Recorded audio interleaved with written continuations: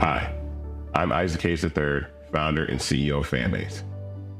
Fanbase is a free-to-download, free-to-use, next-generation social media platform that allows anyone to have followers and subscribers on the same page. Fanbase was built through investment dollars from equity crowdfunding from the Jobs Act. People just like you help build Fanbase, and we're looking for more people to help build Fanbase. We are currently raising $17 million in a Regulation A crowdfund on Start Engine. We've already crossed $2.1 million, but we're looking to raise more capital from people just like you that deserve the opportunity to invest in early stage startups without having to be accredited investors. So right now, I'd like you to go to startengine.com/fanbase and invest. The minimum to invest is $399. That gets you 60 shares of stock in Fanbase right now, today. And then use Fanbase to connect with friends, grow your audience, and be you without limits.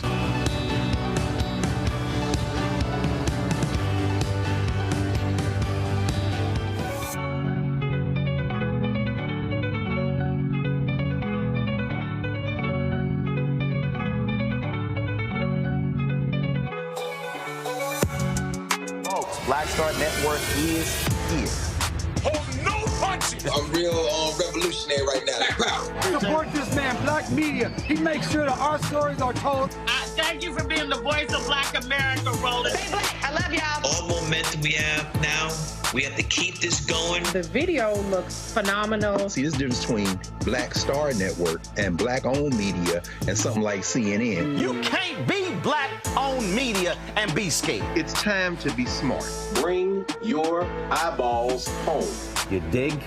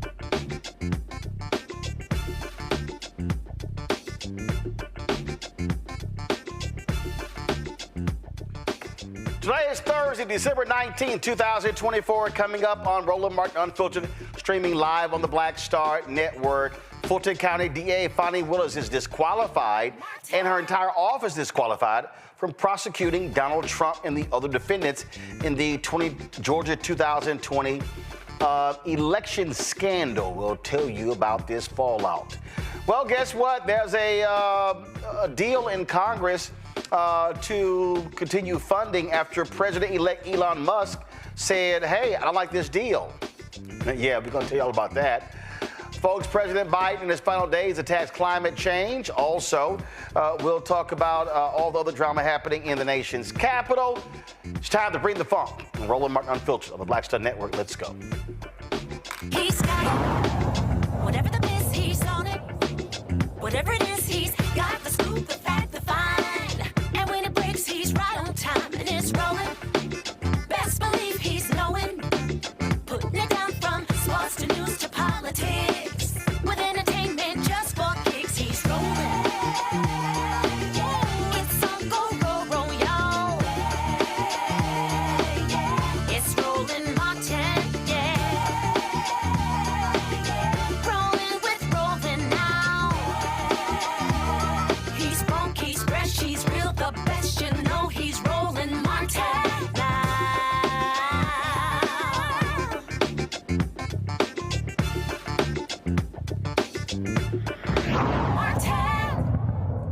Well, folks, after President-elect Elon Musk tweeted out Donald Trump followed him, the Republicans scuttled the bipartisan agreement they had to continue paying for the government. Now they have a new bill that stripped out a lot of the other priorities. Congressman Hakeem Jeffries, Democratic leader, he spoke about all the silliness happening on Capitol Hill because of the back and forth with these Republicans.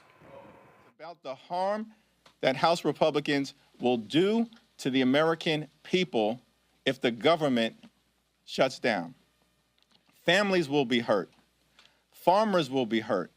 Everyday Americans whose lives were turned upside down by extreme weather events like hurricanes and floods and wildfires will be hurt if they don't get the relief that they need and deserve to improve their quality of life.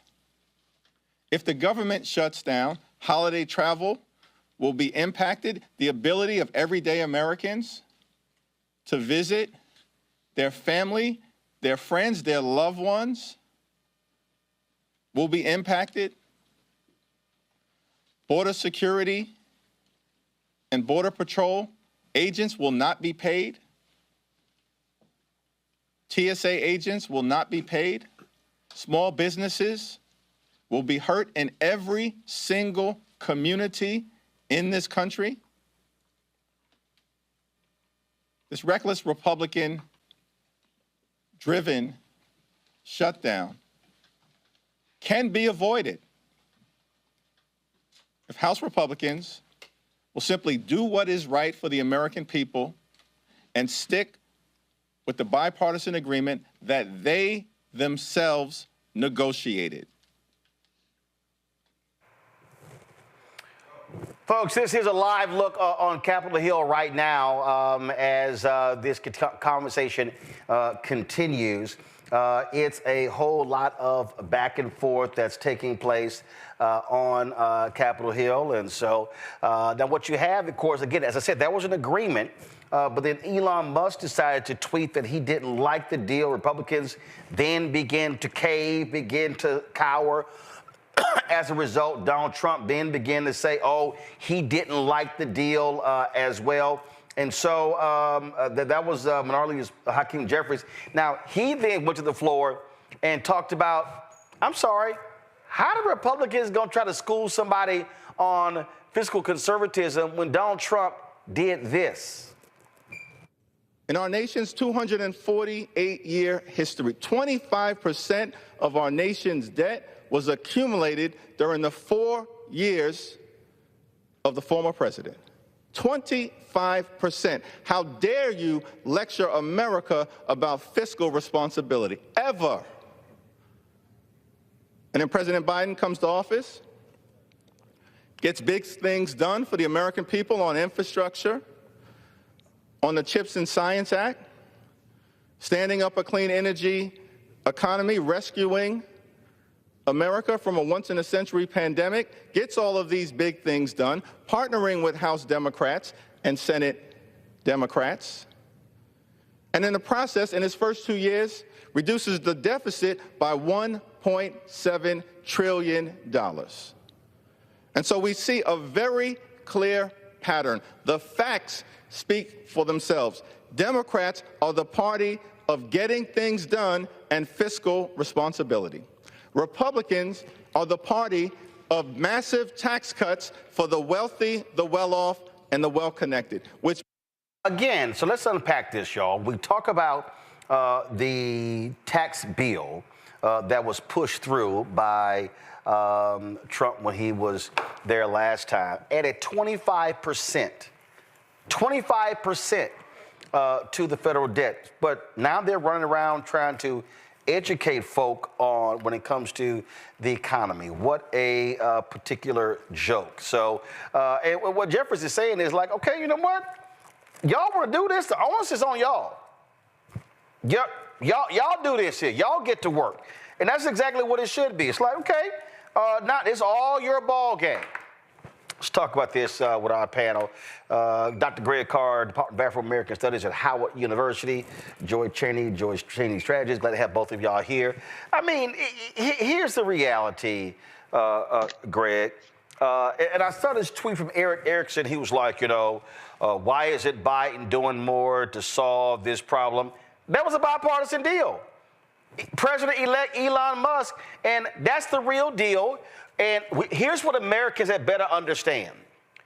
The United States, if you thought the oligarchs before controlled public policy, absolutely, public policy in America is now going to be determined by tweets.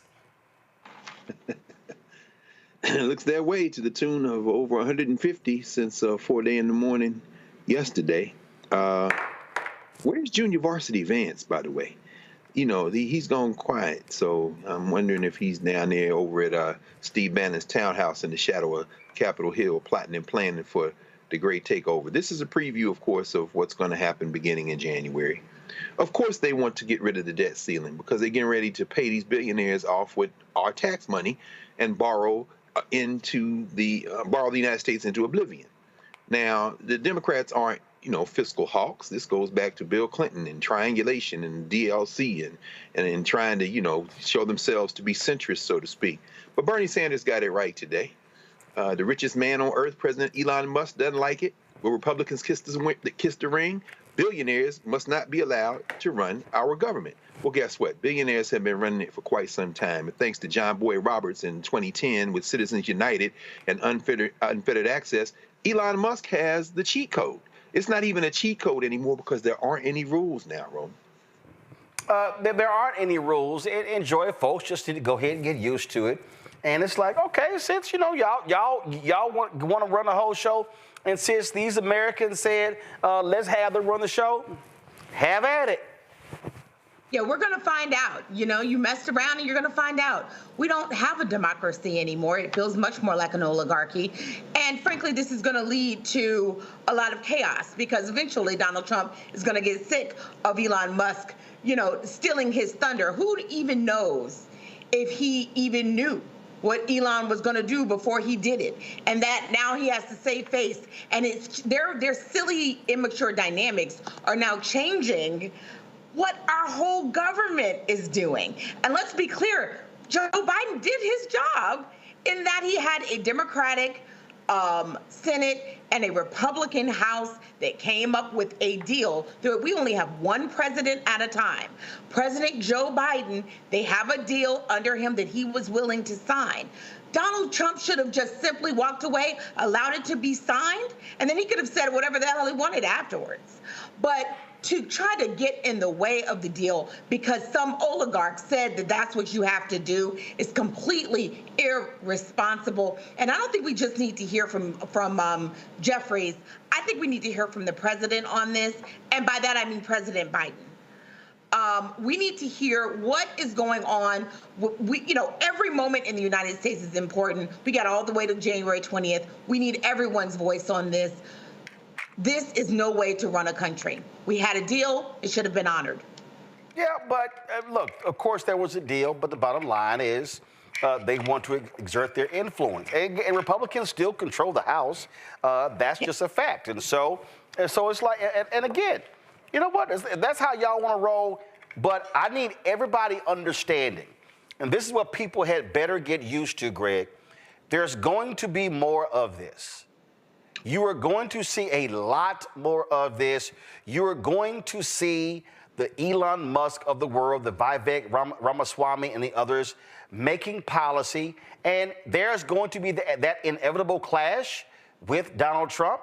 And we'll see how that ends up. But as that, what was that video, Homeboy of the Hotel? It's above me now. And making policy via tweet. Yeah, it's I tell you, like you said, Joy, it's chaos. And, when we think about this legislation that had been agreed to, I mean, there are little things like people here in the DMV, the idea that the federal government would turn over control of Robert Fitzgerald Kennedy Jr. Stadium so that the Washington Commanders might be able to build a new complex there. I don't watch NFL football anymore since Kaepernick, but there are a lot of people out there who be like, oh, my God, it seems like a small thing. But the point is this. If they can't, well, they're not going to honor their word because honor means nothing. But if they can't go ahead and push this through because Musk is screaming, then, as you say, this is a preview of January. The MAGA Muppet Mike Johnson is likely to lose his speakership. We saw what happened when they tried to elect the speaker the last time, with Matt Gaetz damn near getting choked out and Byron Donalds getting the back of his head palmed, still waiting on his presidential hell. They put Herschel Walker in an ambassadorship before this manservant, as Lauren Victoria Burke would call him, got a call. But, I think most importantly, and I don't know what y'all think about this, it seems like maybe the key to this, with all the noise notwithstanding, is to get this debt ceiling gone for 2 years. So they can basically just run up the bill. But like you said, in terms of a preview, in that hillbilly horde in Congress, people like Chip Roy and them, Thomas Massey out of Kentucky, those cats ain't gonna vote for nothing that adds a penny to anything. So they're gonna have to have Democratic votes. And, as Hakeem Jeffries is kind of being eloquent about it in a very temperate sense, but Jasmine Crockett said, what she said, I guess you probably show it in a minute, your homie talking about this. The Democrats shouldn't lift a finger. Let this pain be redistributed, as Minister Farrakhan or Martin Luther King, for that matter, would say. Redistribute the pain. Well, absolutely. Guys, get that Jasmine Crockett clip. She was on MSNBC talking about this, and she's right. And people just need to realize the level of stupidity. We're going to see a bunch of this over the next 2 years. So just buckle up, roll a clip. This is not like one of the most senior members, right? So basically, he had not burned enough bridges, and so they had to go way, way down in seniority to find someone that they could come to a consensus on. When they swear in January, or when we all try to swear in January, listen, there's going to be less Republicans than we had in the 118th, right? Because the story has not really been told about how strongly House Democrats performed while the Republicans won the White House, while they ended up picking up so many seats in the Senate. You know who lost seats? The House, right? Now, should we have a Speaker Jeffries? Absolutely. If North Carolina didn't cheat and take away our seats, we would have a Speaker Jeffries, and we would not be in this situation. But here's the deal. There is no fixing this without the Democrats. We have seen this over and over, and I'm just going to sit back and sip my tea and wait on them to figure it out. Or maybe sip something stronger. I'm just saying it. Hakeem Jeffries, you talk. Check out this response from Congressman Jamie Raskin. Where are you on this negotiation? We had many weeks of negotiation with the Republicans. We arrived at a bipartisan legislative compromise. The Senate Democrats, the Senate Republicans, the House Democrats, the House Republicans, everybody agreed. And then it was blown up by Elon Musk, who apparently has become the fourth branch of government. And that's just an intolerable way of proceeding under representative democracy. So the Democrats are going to try to figure out how we can salvage the public good out of the wreckage that has just been foisted upon us. But do you think that there's a scenario where you might regret rejecting a clean debt ceiling increase? I mean, that's what they've added to this. We're going to discuss this in our caucus, and we'll figure out what to do. It's just horrific that they have thrust us into this kind of chaos already, and they haven't even taken over yet. Some Republicans are saying they've done their part now, that what comes next is up to you, and if this doesn't get passed and the government shuts down, the Democrats are going to own this. Yeah, they did their part by entering into a legislative compromise with us, which we negotiated over a several-month period. We arrived at the compromise, and that's what we've all been behind, and that's what we expect to go forward. So who is our leader, Hakeem Jeffries, supposed to negotiate with? Is it Mike Johnson? Is he the Speaker of the House? Or is it Donald Trump? Or is it Elon Musk? Or is it somebody else? So we got to try to figure out how to salvage some kind of public interest out of the wreckage that they've just put upon us. Thanks. Well, a great point. I love that. So who's supposed to negotiate with? Is it you, Mike? Is it Don? Is it Elon? Which one of y'all? Yeah, and we've been here before. I mean, we have been here before. This is what happened with the immigration deal. This is what's happened with previous debt ceiling deals. You make a deal with the Republican, and then they are like, we're good to go. We've got a deal. And then they get a tweet or they get a message from Donald Trump that says, don't make that deal. That does not instill trust. So you cannot make a deal with them. The Democrats should not engage in any more deal making with this particular Republican Party until they understand that when you give your word, you know, Mike Johnson is a man of faith. Or at least he says so. What else is a man other than his word, or a woman for that matter? When you give your word and you say we're done, we're ready to vote and to go to the Senate, and then you get a tweet from someone else, not even not even the leader of your party in this case, but even if it had been, he's not in the House, he's not in the Senate. No deal was made with him. And you clearly had a go-ahead, because don't believe that Mike Johnson would have said okay to this deal if he did not have a go-ahead from Donald Trump. This was Elon Musk and Donald Trump being too impotent to then say, hey, Elon, back off. Elon got out in front, and that's what we have to deal with. We're going to have a very wealthy person who knows he can embarrass the President of the United States. He can get out in front of the President of the United States, and he can blow up a deal in Washington. That's what happened. That's what's going to happen more, and that is incredibly concerning for the state of our democracy. The American people have made a gross mistake. So when we say some of you are a little stupid, That's because we knew this was going to happen. We told you, and you chose to do it differently. But everyone on this call will be fine. Well, and again, hey, Greg, that's what they wanted. They wanted this. They voted for it. They wanted it. And you're going to get exactly what you voted for. And here's the deal. When the new Congress is sworn in, the Republicans' margin is going to be even smaller. It's even smaller. And so if I'm, like I keep saying, if I'm Congressman Jeffries, I'm sitting there keeping my caucus at bay, and I'm like, let them do all the work. Don't come look at us. Y'all got the majority. Go to work.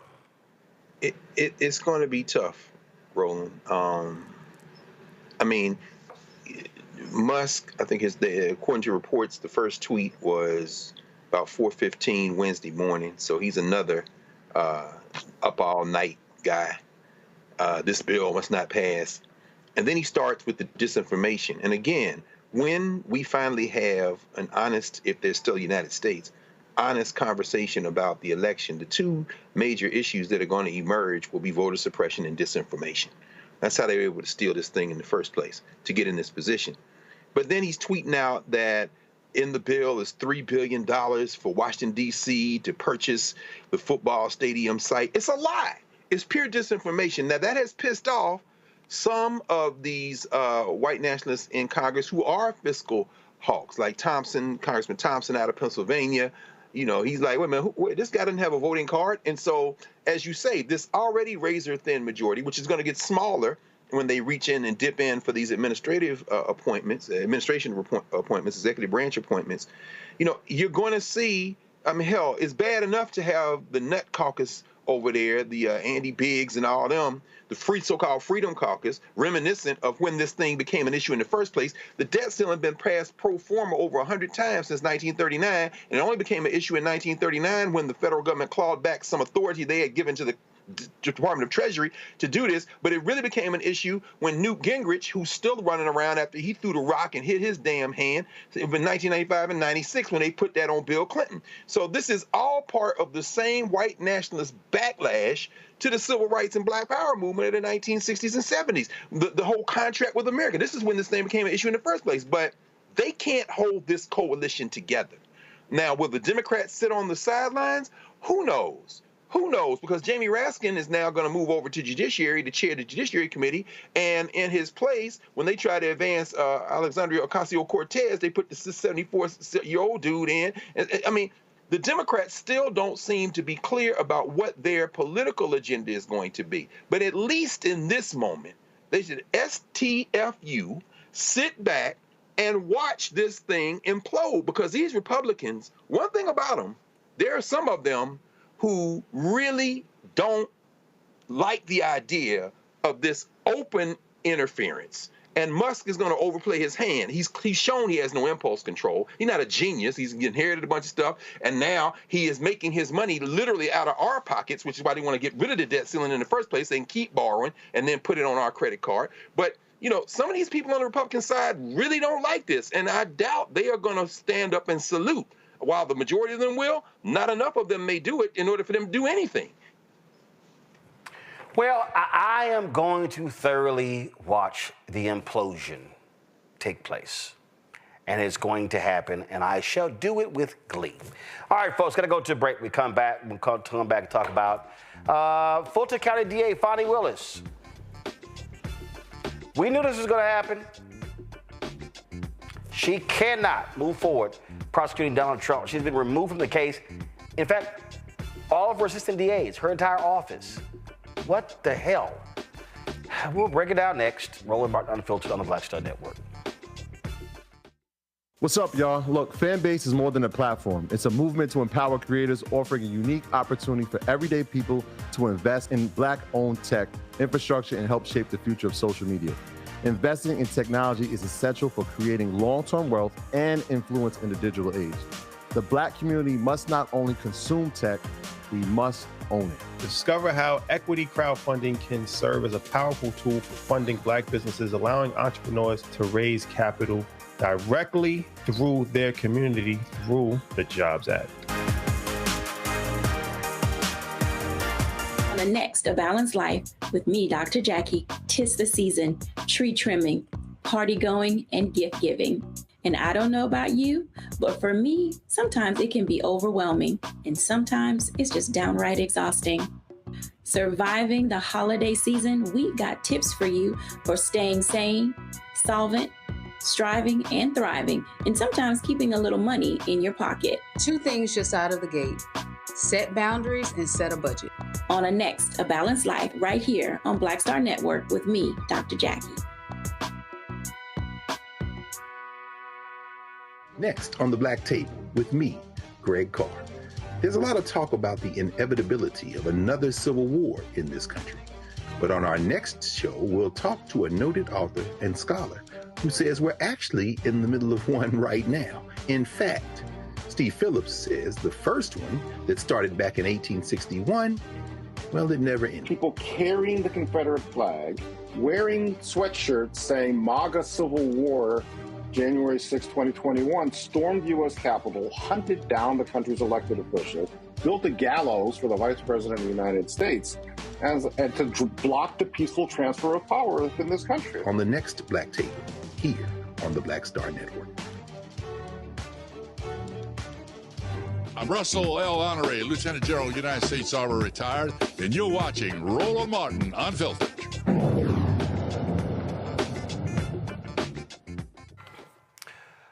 Well, folks, let's talk about what happened in Georgia, where the Court of Appeals made a decision removing Fulton County DA from the prosecution of Donald Trump. All of this as a result of the Nathan Wade saga, someone she was involved with, and all of that drama. Trump and other defendants in the case had argued Willis profited from hiring Special Prosecutor Nathan Wade, with whom she had a romantic relationship, and that it gave the elected district attorney an impermissible stake in the prosecution.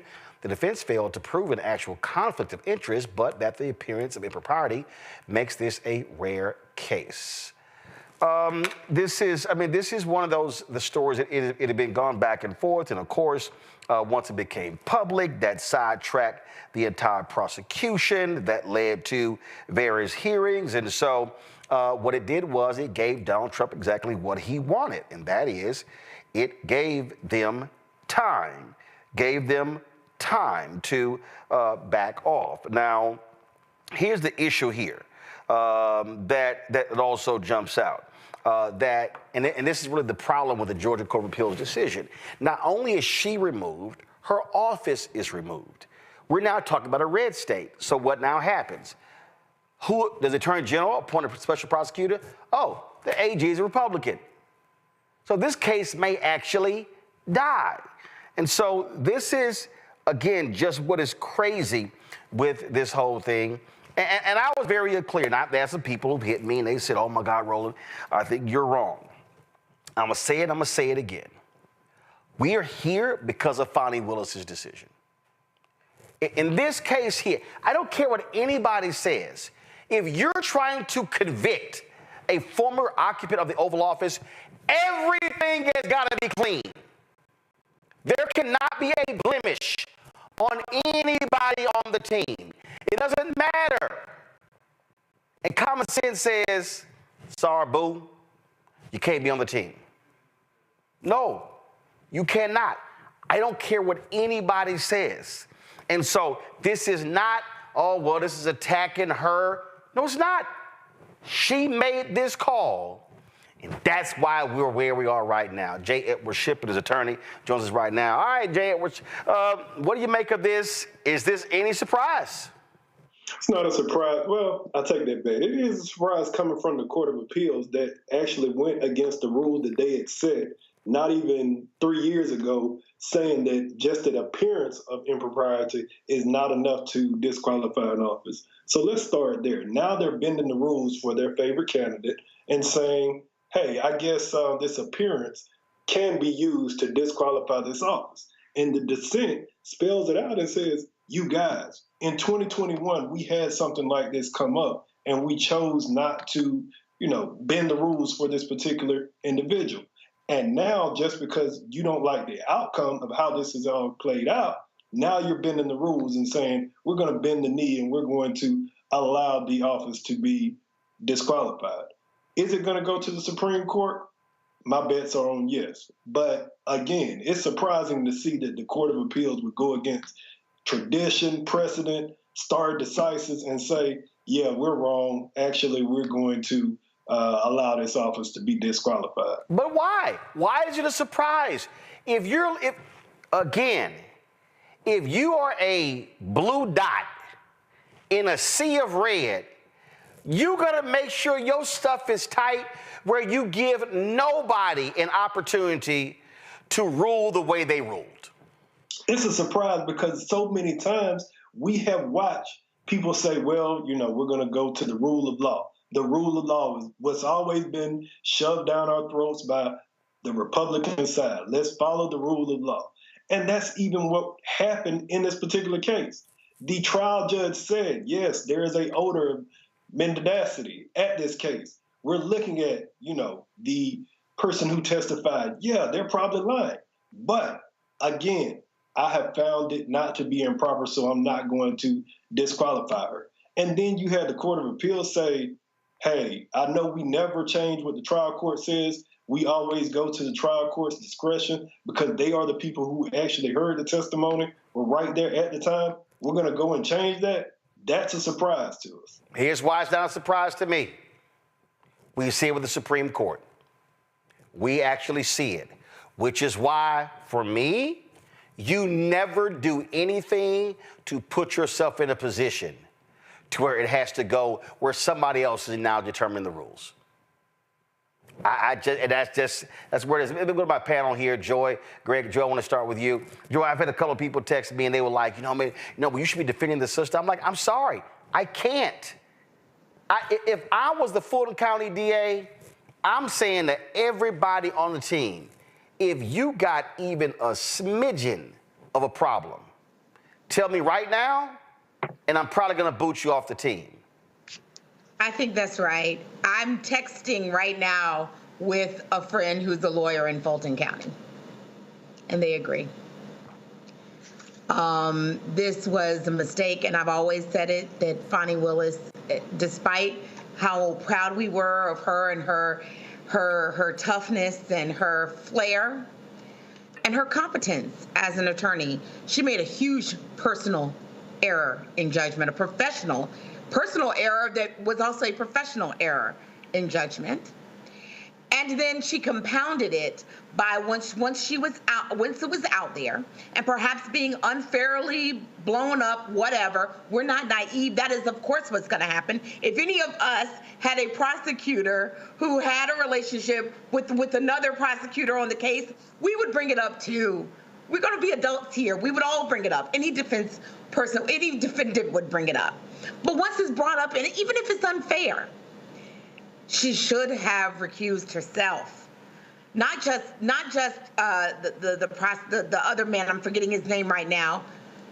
She should have recused herself. If she had done that early on, we might have been able to put it behind us. She would not have become the story, and we could have saved so that her office could have continued with the case.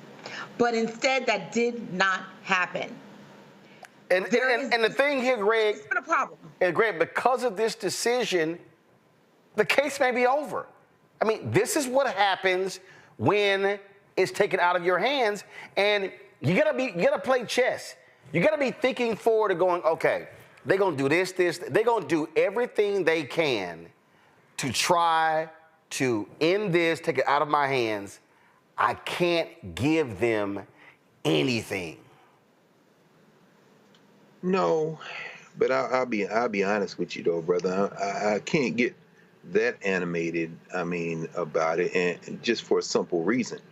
If it wasn't this, it was going to be something else. And I agree with you 100%. I'm with you 100% that there should have been no hint of impropriety. And of course, there are people who remember when Fani Willis, as a young assistant district attorney in 2013, used that same RICO statute against school superintendent Beverly Hall and all those black school teachers down there, And so I know that's an issue as well. But as Brother Shipp said, there's no precedent for this. all three of the judges on the panel that took her and her office out are Republican. The trial court judge, Judge McAfee, was appointed by the gun-toting Brian Kemp. In fact, the dissenter, Judge Land, was like, hey, man, the majority, the two people who voted to take her out, we as you said, Brother Ship, there's a long history of us basically bowing to the discretion of the trial court. We're not trying fact here. We don't know. And so let's say that she hadn't had an affair with this brother. Let's say that there was clean as a whistle. Well, then they're looking for another reason to take them out. I'm not defending Fani Willis. Like I said, I have mixed opinions about her anyway, generally, but that is beside the point. This is about naked power and a naked power grab. And so, at this point, I guess, and help me, Brother Ship, I think at this point it goes, to the Prosecuting Attorney Council in Georgia? So and of course... Yes, it goes to PAC, Prosecuting Attorneys Council, and of course they're the ones who will punt it all the way to the end and let the statute run. So, yeah, we are in a perilous situation. However, she can appeal to the Georgia Supreme Court and get them to actually hold on to that stare decisis, because, again, if they don't hold on to this stare decisis, if they don't hold on to this precedent, then what is to stop us as defense attorneys from coming in and saying, okay, well, since you said that this is the appearance of impropriety and it can disqualify these prosecution officers, why can't we start disqualifying these prosecution officers for going to these fundraisers with judges, going out to the gun club with judges, going to the hunting or the golf course with judges? Right. Because it looks improper, right? Yeah. That's right. I think you should. I don't know if you can hear me, but I think you should be using that. Why not? Why the hell not? So if they've opened the door here, let's use it. I don't have a problem with that. If that's the case, then it's well worth it. We also know that Fani Willis has some other things to answer for in Fulton County. Some things that are done to rank and file prisoners, people that have been there too long without having trials and hearings. So, look, let's move on to what's next. If she decides to appeal it, that's fine. I'm sure she will. That's good. But let's let the prosecution move forward. Let's do what we can do on Donald Trump, but then perhaps her office can refocus on the things that are happening to rank and file people in Fulton County, because that's also a story here that is not fully being told, even as we are proud of her. There is some improvement that needs to be done there. And with respect to her, let this be a lesson to all of you. If you're going to take on and be in a high-profile case like Donald Trump, you cannot have this kind of gap out there. It's not going to work. They're going to find out, and they're going to use it to their benefit. And you can say it could have been anything, but in this case, it wasn't. It was the thing you gave them. Well, the thing for me, I just cannot stand unforced errors. I hate unforced errors. And I thought that this case was one of the strongest ones out of all of the various state cases. And to be honest, I don't have any hope that this thing is going to move forward. You, J. Edward, what do you want to you? I have my reservations, but I do think it's going to move forward. But I always think about, Omar said it in The Wire, you shoot for the king, you better not miss. And I have to agree with you. Yes, she made some bad decisions. But again, as I said earlier, and I say a million times over, these same legal arguments that they came up with have been laughed out of court. But because it was a black woman prosecuting this powerful white man, now we're saying, oh, well, there might be some credibility to that. Let's look into it. And I think that's the most asinine thing in the world. And that's why I say to anybody who's watching, you never give them any room to come and get you. You give them nothing. You make them work hard. I'm sorry, this one, she made it easy for him. Jay, I appreciate it. Thanks a lot. Thank you. Have a good day, my brother. All right, folks, gonna go. I really do think this is a lesson, Joy and Greg. You know, I remember I was having a debate with someone at a previous company I worked with. And every time this person would kill other folks' ideas, he would pick holes. He would pick holes in their argument. But you know why he couldn't stand me? Because he couldn't pick no holes in my argument, because I made sure not to make sure there were any holes. And he tried. When I say this dude hated my guts, it's because my shit was bulletproof. And I would sit in a room, and we'd be in a meeting, and I'd be like, I dare you to challenge me. Yeah. I dare you to find holes. And I just think that, it just drives me crazy. She made it easy for him. She made it easy for them, and this wasn't even on the margins. This was pretty darn clear. Certainly, she did not enrich herself by engaging in a relationship with him, but she did hire someone she had a relationship with, which is not that unusual, except that then they kind of lied about it. I personally think that. Some people say they didn't, but the story certainly sounded fishy. Her performance on the stand that day, I know a lot of people loved it, and it felt like some kind of strike for powerful Black women, but I'm going to be honest with you, it wasn't the decorum that we're used to in the court. I'm sorry. It was out of the norm. It was inappropriate. I'll be honest. And I think all of that, if people already felt like there was bias, that there was an appearance of messiness and impropriety, chaos already, it added to it. It didn't diminish it. It made her the story. So in this case, if you're watching this is a lesson of how not to do it. We'll know better next time, but it's a lesson of how not to do it. And please don't fool ourselves. I don't want to hear about it in our sorority meetings and whatever. No. We can love Fani. Black women don't have to be perfect. We can make mistakes. She made a mistake, and we ought to own that. This time, she made a mistake. This one is on her. I think the less, and listen, Greg, this is the highest of high profile. I mean, look, their case against Young Thug blew up. I mean, hell, both judges went off and was talking about how unprepared they were. This is just, I guess what just angers me, this was the strongest case against this thug. This was the strongest case. And we got the cases in New York. We got those as well. And the judge said, look, I'm not, throwing look, they still may decide to dismiss the charges, which I still think is bogus. Just because you won an election, the charges should not get dismissed. It's just, the thing is, it is what it is, but it just sort of just drives me a little bit crazy. Here's what I tell, not even lawyers. I tell students this. I tell folk who work here, have your stuff lined up. Don't ever make it easy to get got. That's just my biggest thing, and so that's just what frustrates me the most. Go ahead, Greg. Yeah. I think that if you are Black, certainly in the United States of America, and you pretend to be sane, or if you think you're sane, then you're not well. Because this whole structure is set up in a field of violence.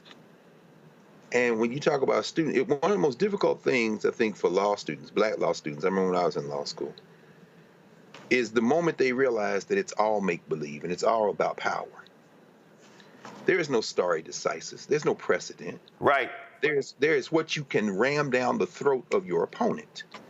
When we were drug here in chains, and when these rapists, like Thomas Jefferson, and I suppose I shouldn't call him a rapist because legally women of African descent were property, so you can't rape property, I suppose. Thinking now about Bob Iger and Disney that showed that they're rolling over and showing their belly to Trump by settling on something they should and would have won in court. Most lawyers would agree. But the idea that the law somehow is a mathematical equation and that it exists above and beyond human politics is a fantasy. And when you realize that, I've seen people leave the legal profession. I've seen people keep a stiff upper lip and continue to fight. And when you ask them what's going on, they tell you what's the alternative. There are many alternatives, quite frankly. And respectability is not going to improve our chances. You have a man convicted in New York for assaulting E. Jean Carroll. You have an administration, a Congress filled with young girl lovers, filled with pornographers, filled with all kind of stuff. But when it comes to us, the idea that we could somehow respectability our way into some form of parity belies the fact that the law itself is a field of violence.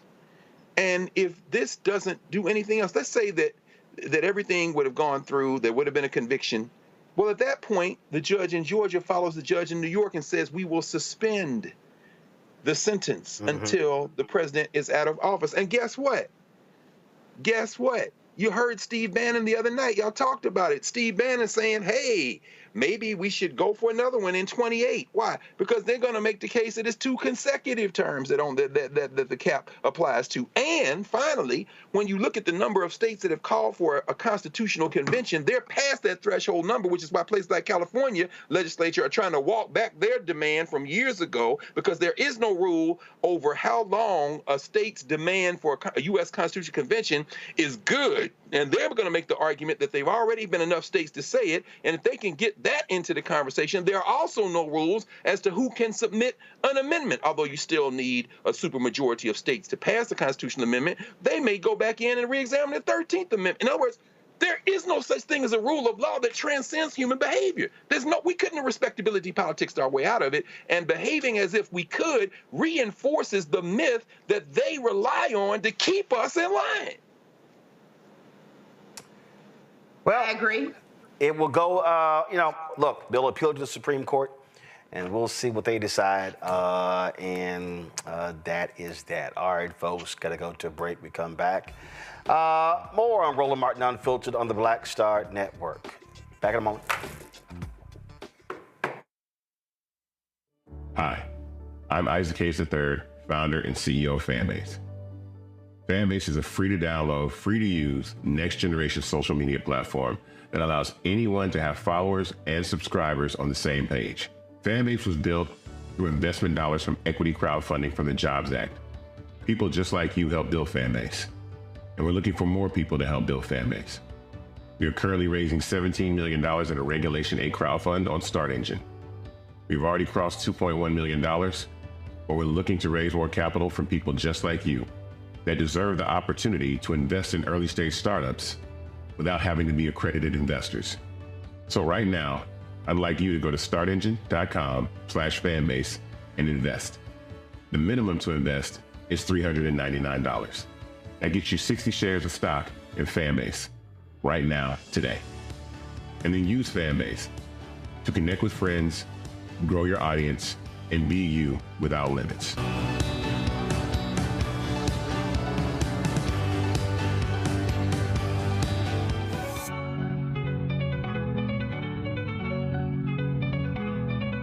On the next Get Wealthy with me, Deborah Owens, America's Wealth Coach, are you working hard and yet your performance doesn't reflect your paycheck? On the next Get Wealthy, you're going to learn some savvy career moves so that all your efforts actually show up in your bank account. Joining us is the founder of a career network, and she's going to share the 3 R's of accelerating your financial growth. Here's a tip as well. If you are an individual contributor and you desire to be a leader, do the work where you are now. Because if you do the work where you are now, when you do reach the level, you'll be prepared to stay there. Right here on Get Wealthy, only on Black Star Network. How you doing? My name is Mark Curry, and you're watching Roland Martin Unfiltered. deep into it, like pasteurized milk without the 2%. We getting deep. You want to turn that shit off? We're doing the interview, motherfucker. All right, we began the show talking about the debt ceiling drama. You know what? So there have been a couple of videos on that have come out of Capitol Hill that I just find to be, quite hilarious. And so I just gotta play a couple of more. Here's Congressman Jared Moskowitz. 1 minute to the gentleman from Florida, Mr. Moskowitz. The gentleman from Florida is recognized for 1 minute. Thank you, Mr. Speaker. Denial is not just a river in Egypt. Let's talk about the last 2 years. It was the Democrats who raised the debt ceiling, not the Republicans last time. Many of you voted against it. It was the Democrats who kept over the government, not once, not twice, but every single time we needed to keep the government open, it was the Democrats who kept the government open. More of us voted for it than you. And all I've heard for the last couple of weeks about it, this giant mandate, landslide, trifecta. Put on your big boy pants, pass your own bill. We're only here because you guys can't agree amongst yourselves. That's right. So hold on a second. Democrats will keep government open for the American people. We will mediate the disagreements between that side of the room and that side of the room. We will do that for you, but you got to at least invite us to that meeting. So if you want us to solve your problem because you can't agree amongst yourselves, reach out. Thank you, Mr. Speaker. Time has expired. The gentleman. But and there are those moments when you get a Republican who, I think he's a nutcase, but he's a perfect example of a Republican who's even fed up with his own side. Here is Texas Congressman Chip Roy. Listen to.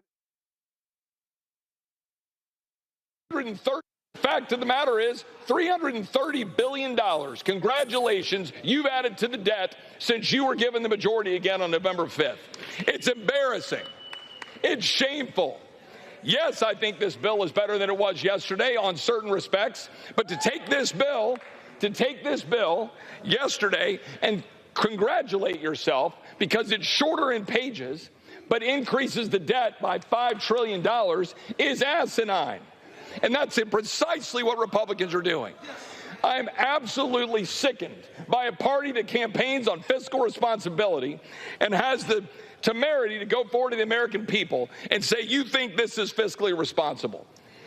It is absolutely ridiculous.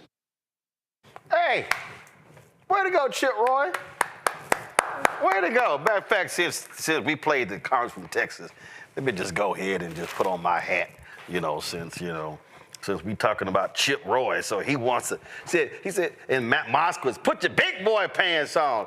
All right, Lauren Victoria Burke Jones is right now. Lauren, you've been following what's happening on Capitol Hill. I just been laughing at the drama of President-elect Elon Musk tweeting public policy and seeing all the people just lose their minds.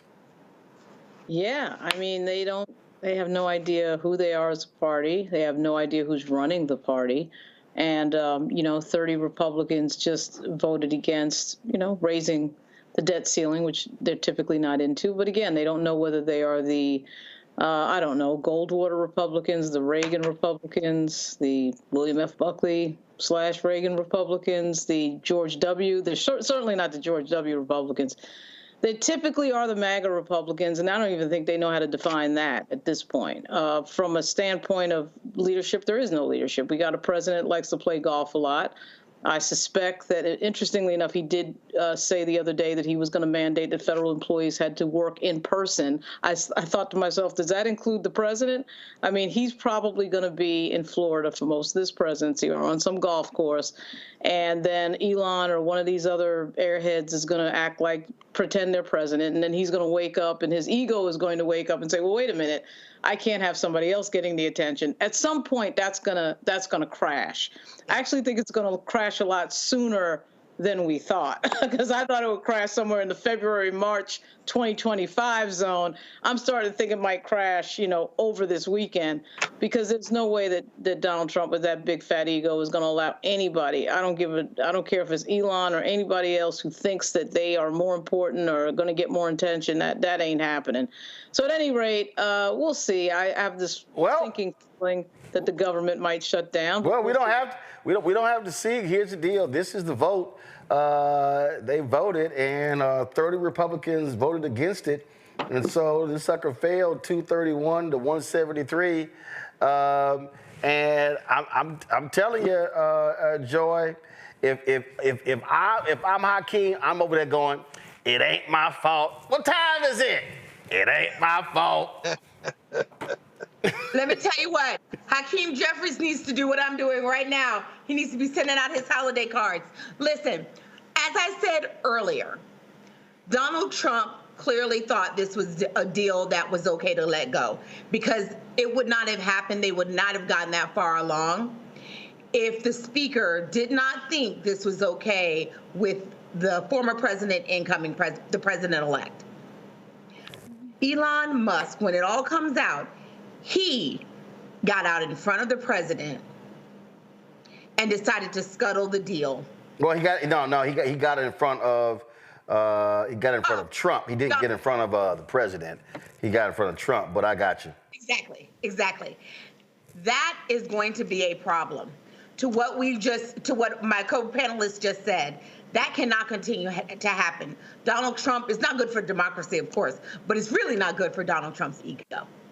There is no way Elon Musk did this with the permission of Donald Trump. He might be saving face now, but Elon Musk is right if we call him the president-elect.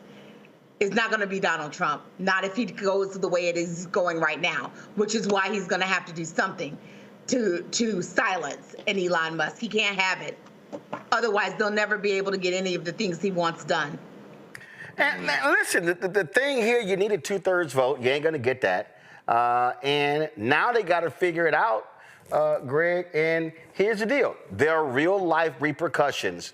And, Elon Musk is saying, hey, we just shut the government down till January 20th.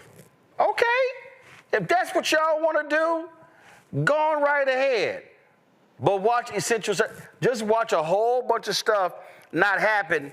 And then I love the fact that that Mike Johnson had more than a month to bring the folks back to vote specifically on disaster relief. He chose not to when there were real life disasters going on in the country. Say, dog, it's called leadership. You didn't show any. Yeah, that's true. I mean, these white nationalists have caught the car. They are the dog that caught the car. As we said, as early as November the 5th, sitting there in the studio with you. They caught the car. They don't know what to do now. It's a difficult situation because Elon Musk, within days of the election, said that there's going to be some short-term pain. This apartheid, this apartheid son of apartheid South Africa, this clown. At any rate, but he's a billionaire many times over. Last night, Wednesday night, he's sitting at Mar-a-Lago with his clownish friend and Jeff Bezos, who interfered with the trinket newspaper he bought because his concern, like Elon Musk's concern, is tooling up their rockets so they can leave the rest of our asses here. But the bottom line is the haves are going to be fine. Now, TSA folk are essential personnel. So everyone traveling in the next week, in the next 2 weeks, you'll be able to be wanded and go through and taking your shoes off and going through clear or whatever you're going to do. But guess what? Those people aren't going to get paychecks if the federal government shuts down. Elon Musk will be eating whatever he eats in his billionaire pajamas with his friend Jeff Bezos and his other friends as they rent Trump out to go for broke. But there are going to be real people harmed in this. Yep. And the bottom line is, sure, sit back and watch the chaos, but that chaos is going to include your grandmother. That chaos is going to include people who are working 2 and 3 jobs, who can't make ends meet. anymore. The chaos is going to include, as you said, folks who won't get hurricane relief because the white nationalists at the federal level, modeling the white nationalists in North Carolina, don't give a damn about those people. Finally, the MAGA Muppet had a deal. This super backbencher, as Congresswoman Crockett said, who they had to pull out of the crack of their toes to put in as speaker because they failed 50,000 times to elect a speaker, he had a deal. But if this is the type of transactional chaos, again, to quote what you said earlier, Joy, chaos, if this is the type of transactional chaos we're going to see going forward, all bets are off. Donald Trump is transactional. You scratch him behind the ear, maybe if you're Disney, you lay down for him and you settle, and then maybe he wakes up in the middle of the night and decides, I'm still against them. And guess what? That poster in Iowa in the newspaper, I'm going to sue them too. And guess what? I'm going to go get somebody to round up somebody over here. All bets are off. Elon Musk can go sit on an island somewhere, but the people who do the living and dying in this society are in harm's way at this point. And quite frankly, I don't know if anybody in the federal government has an answer. Well, get used to this.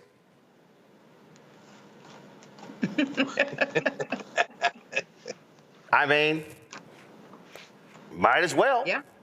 Might as well. And you know what? That's what they wanted. And guess what? Trump can't say anything because Elon spent what, $350 million buying the presidency? Okay, and then now Musk is threatening any Republican who doesn't vote, who votes for the CR bill, they're going to get primaried via his money. They're going to threaten. See, here's what we're about to see, Lauren, which I think is going to be really, really fun. We're about to see whether Republicans actually going to have any guts and tell an Elon Musk to go F himself. Because here's the deal. This is what's going to happen.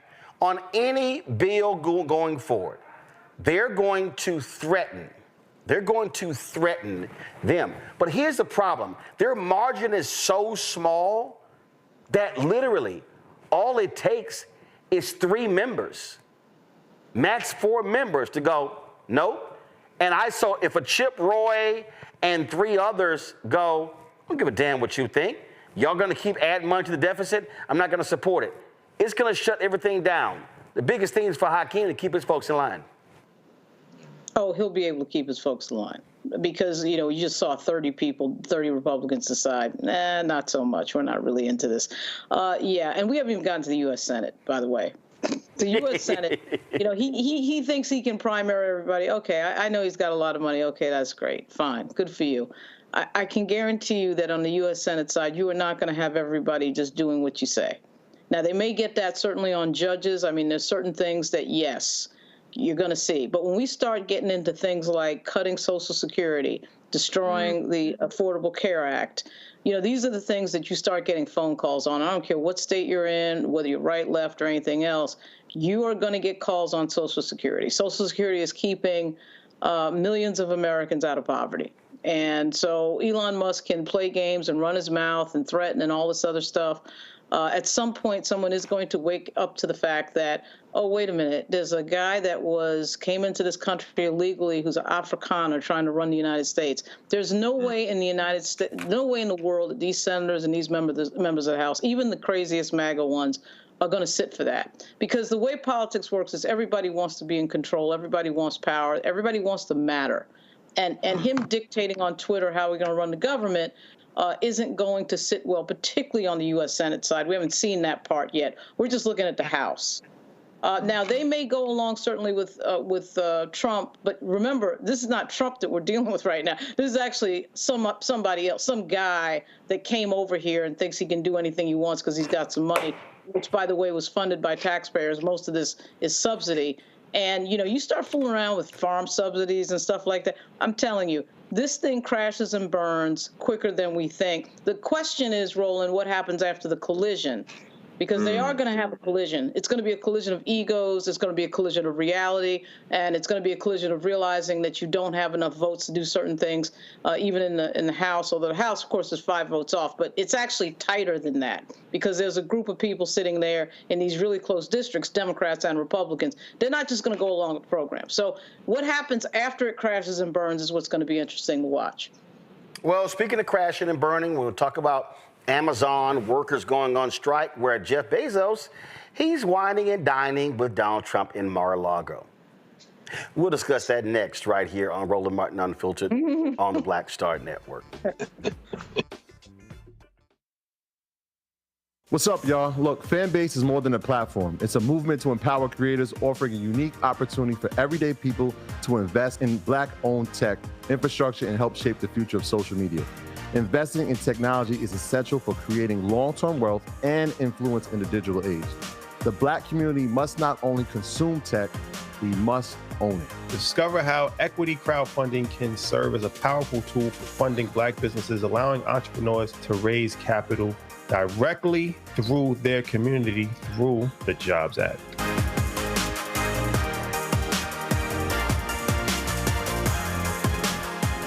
On the next A Balanced Life with me, Dr. Jackie, 'tis the season, tree trimming, party going, and gift giving.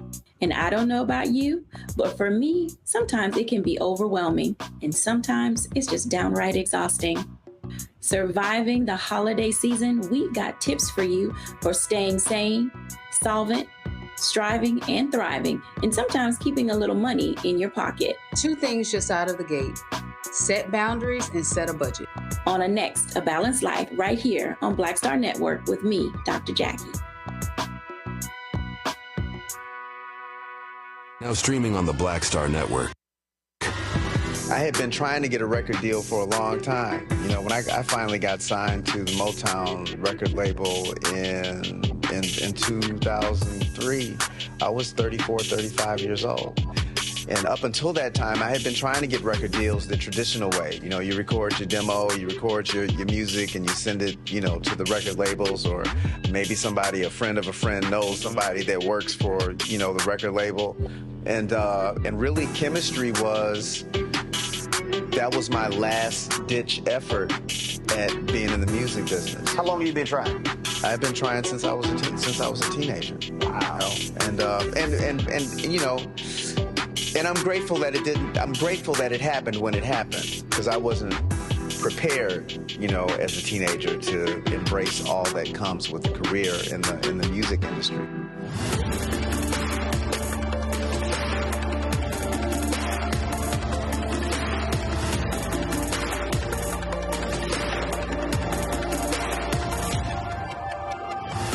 Hey, this is Motown recording artist Kim. You are watching Roland Martin Unfiltered.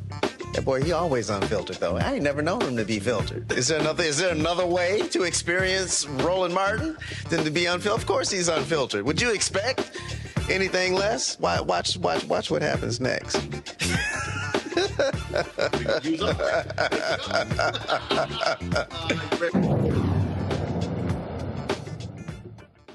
Well, there was a party last night at Mar-a-Lago when Jeff Bezos and Lorraine Sanchez, they traveled there to have dinner with the thug-in-chief. Come on, go to my iPad. So you see them there going into Mar-a-Lago, all the different people who were there, and Trump greeting them with that ridiculously long-ass tie.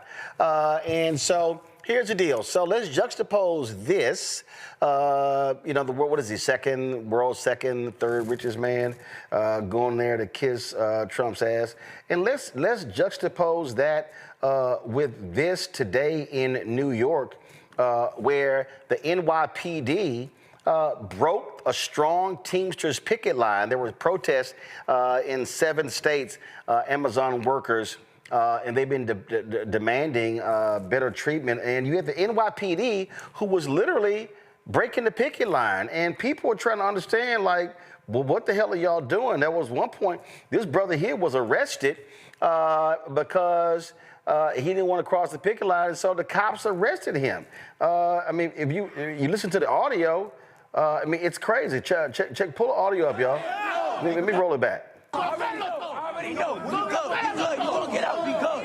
You good. Yo, you good. You good. He ain't do nothing. Yo, get out.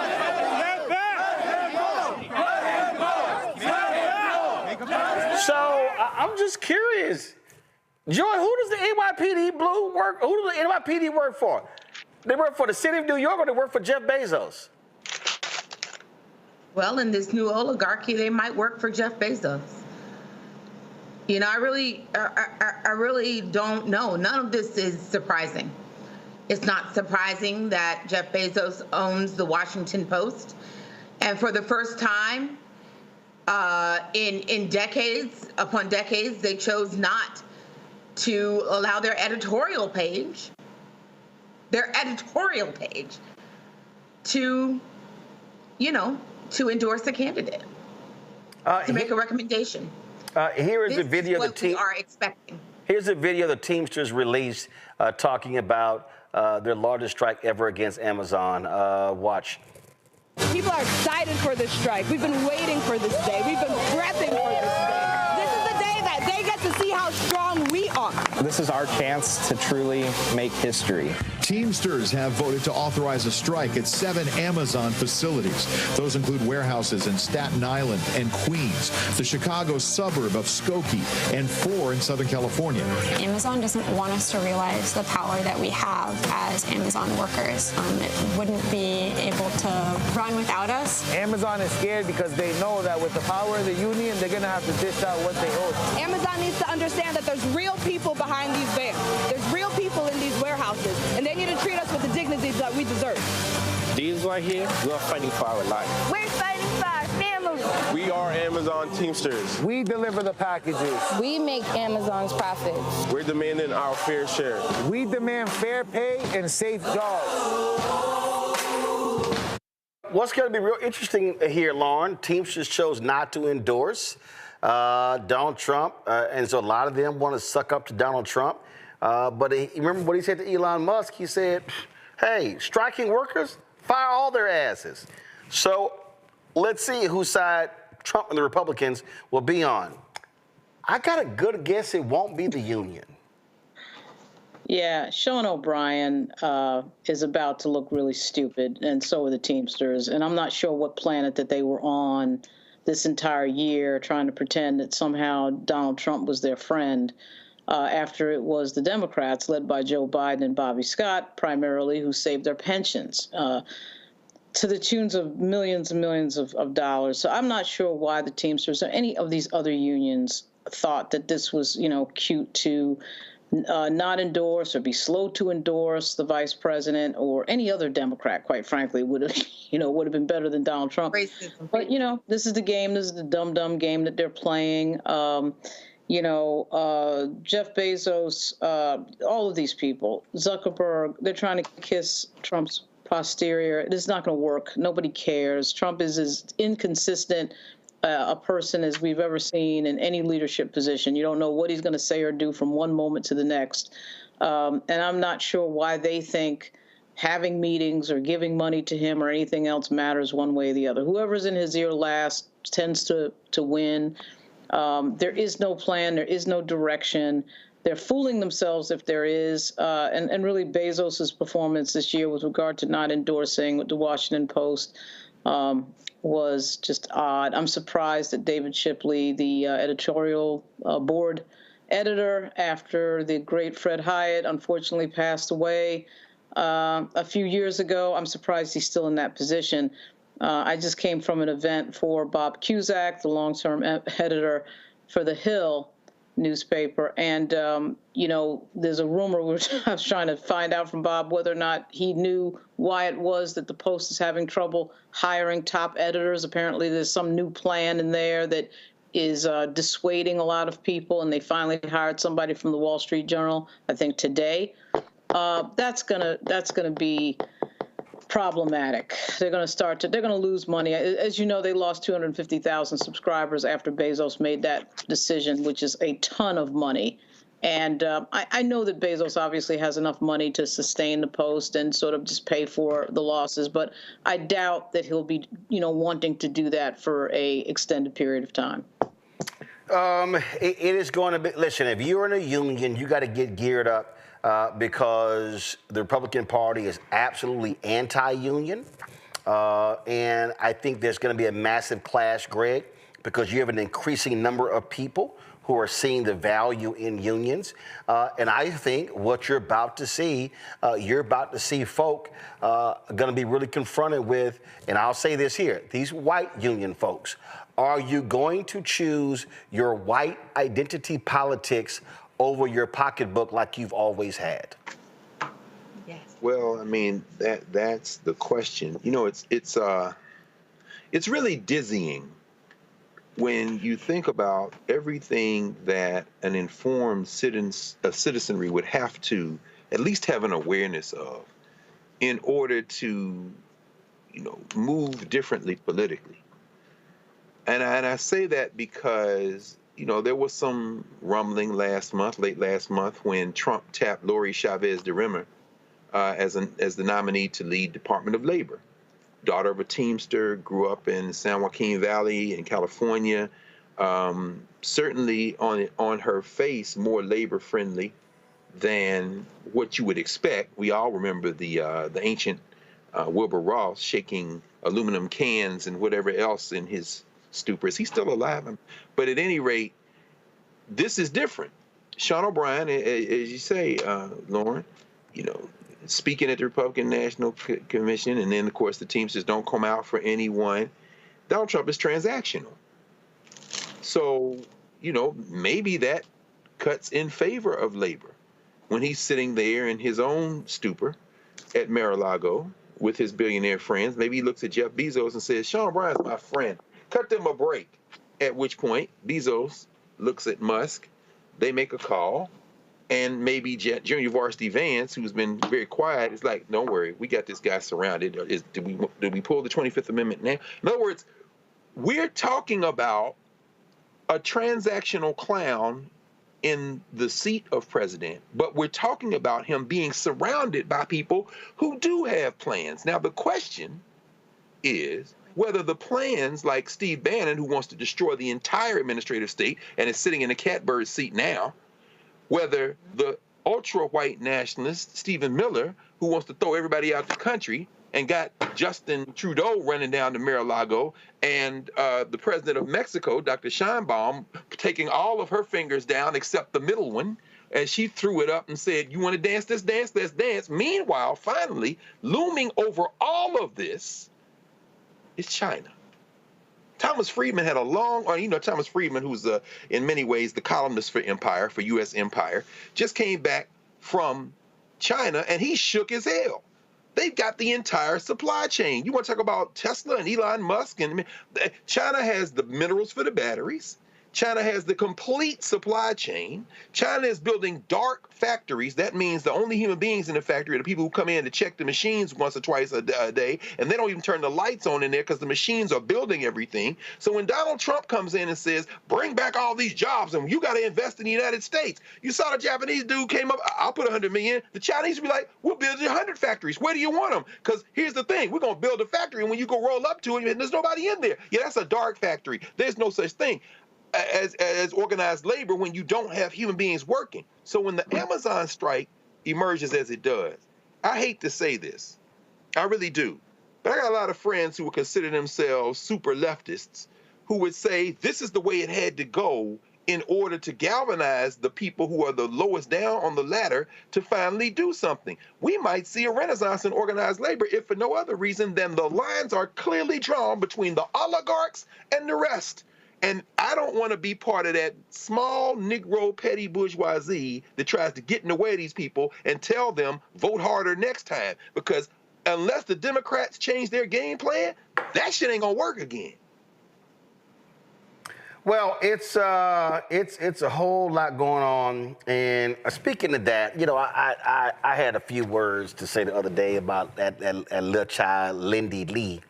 And she's still running her mouth on Fox News. So let me do this here. Let me go to the break, and let me just get y'all to wear in. And Jamie Harrison, man, he just called her out as an opportunist. I'm gonna show y'all his tweet as well. Lots to talk about when we come back right here on Roland Martin Unfiltered on the Black Star Network. Hi, I'm Isaac Hayes III, founder and CEO of Fanbase. Fanbase is a free-to-download, free-to-use, next-generation social media platform that allows anyone to have followers and subscribers on the same page.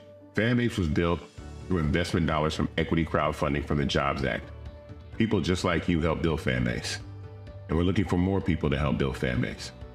We are currently raising $17 million in a Regulation A crowdfund on Start Engine. We've already crossed $2.1 million, but we're looking to raise more capital from people just like you that deserve the opportunity to invest in early-stage startups without having to be accredited investors. So right now, I'd like you to go to startengine.com/fanbase and invest. The minimum to invest is $399. That gets you 60 shares of stock in Fanbase right now, today. And then use Fanbase to connect with friends, grow your audience, and be you without limits.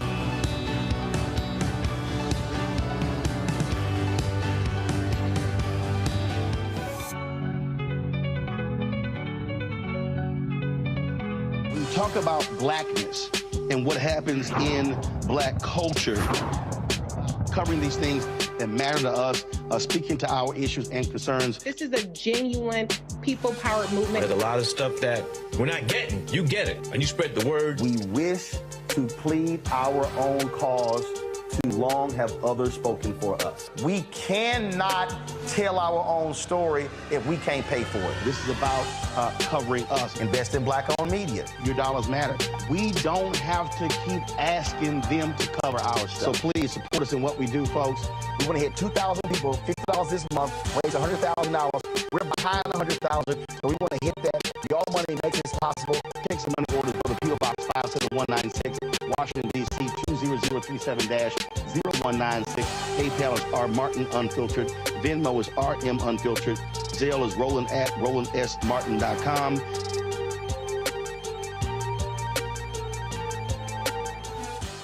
Now that Roland Martin is willing to give me the blueprint, hey, Cyrus, I need to go to Tyler Perry and get another blueprint because I need some green money. The only way I can do what I'm doing, I need to make some money. So you'll see me working with Roland. Matter of fact, it's the Roland Martin and Cheryl Underwood Show. Well, should it be the Cheryl Underwood Show and the Roland Martin Show? Well, whatever show it's going to be good.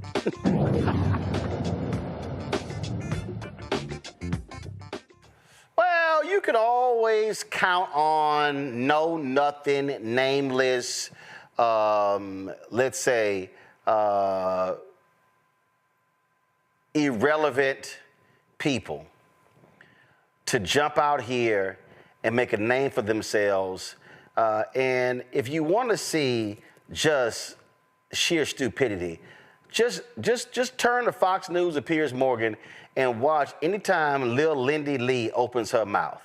Now, who is she? A nondescript, unimportant member, and she claims that she's on the DNC Finance Committee. I was told she got removed a couple of weeks ago. Then she gave herself some other little new title. But listen to this nonsense she had to say, of course, on Fox News. But I hope y'all notice, every time she's dogging Democrats, she's running to Fox News. Maybe because nobody listens to you because you're pretty stupid. Listen to this, y'all. November 5th was a decisive defeat for the Democratic Party. She lost every single swing state. It wasn't a squeaker like it was in 2016. This was a resounding defeat. And right now, Kamala Harris is indulging in delusions of running for governor of California, possibly in 2026, or even president again in 2028. America has said this is not what we don't want to be coconut pilled. We do not want Kamala Harris. We don't want failed border policies. And I feel like I'm liberated and I can finally tell the truth that the Democrats completely failed on the border.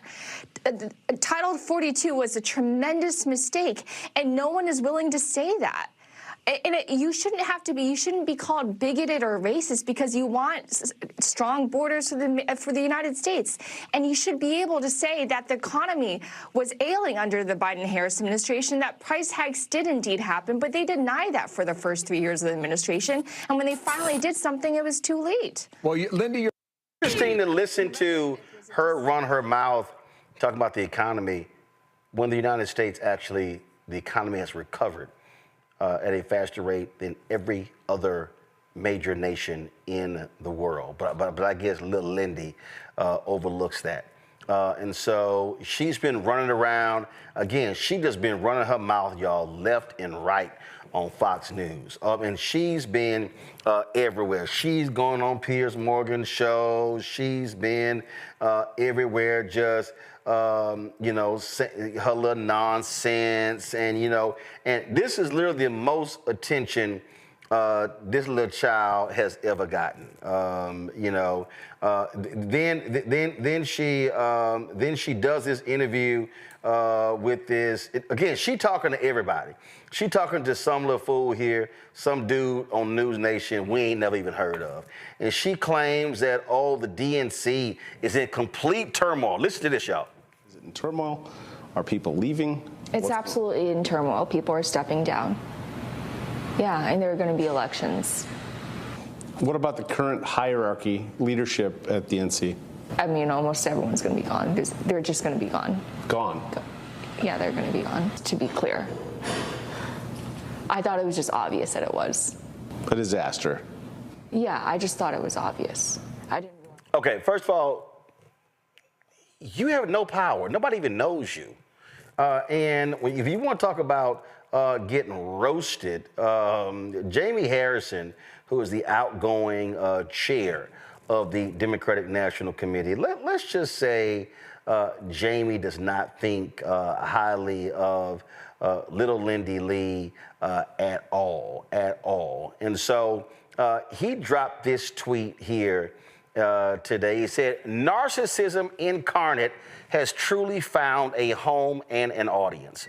On Election Day, she, Lindy Lee, was anchored at the entrance of the Harris election night reception, attempting to greet and take selfies with any and all notable Democrats.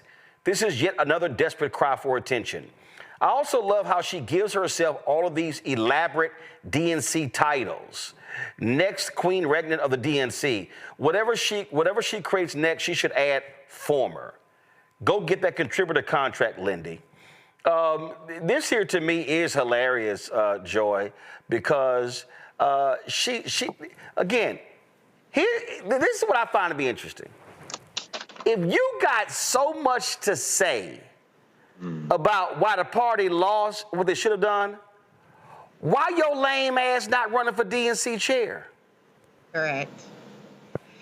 Listen, I think we're going to discover that Lindy might have a few loose screws. There are people like that, and I hate to say it, but it's true. And you can always get someone to pay attention to you if you say crazy things, or if you say things that have, maybe some elements of truth in it, but the way she's going about it is not normal. And to suggest that there's anything to be taken from the fact that people are resigning and are being, there are going to be elections held, that happens at the end of every 4 years. So, we get new DNC members, we get a new DNC leader.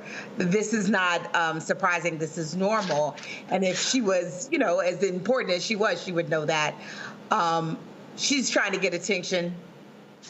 I'm happy to not give her any. Well, and you can always expect this here. Here's her on Piers Morgan. I'm leaving the Democratic Party. Y'all roll this. Perfectly nice woman. She would not inspire me to open a bag of chips. I mean, seriously. And I think that she sort of personifies now the ghost of Christmas past, as does Biden. The Democrats have got to move on quickly, haven't they? Yeah, I couldn't agree more. She's indulging delusions of running for governor in California in 2026 and perhaps even running for president in 2020. And I just want to echo what a lot of you guys already said. This past week has been harrowing for me. This Saturday, I went on Fox and Friends and I said that Democrats have a stench of loser hanging over them. Yeah.